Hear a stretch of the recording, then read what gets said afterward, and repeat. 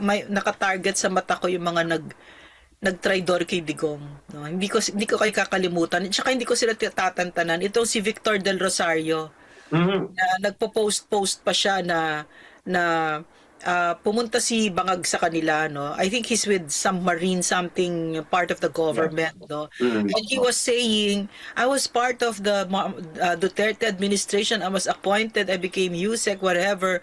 Pero alam nyo, si Marcos, ang talino-talino, hindi naman siya bangag, jujuju.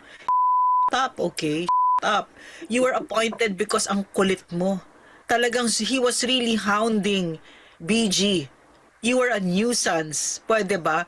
So in other words, no, wag na wag niyong gagamitin si Digong na. Tapos kasi pag nalaman ko na ginamit si Digong, pag ginamit niyo ang pangalan ni Digong to prove a point, lalo na yung punto ninyo ay kasi ang galing ni Bangag, hindi ko kayo titigilan.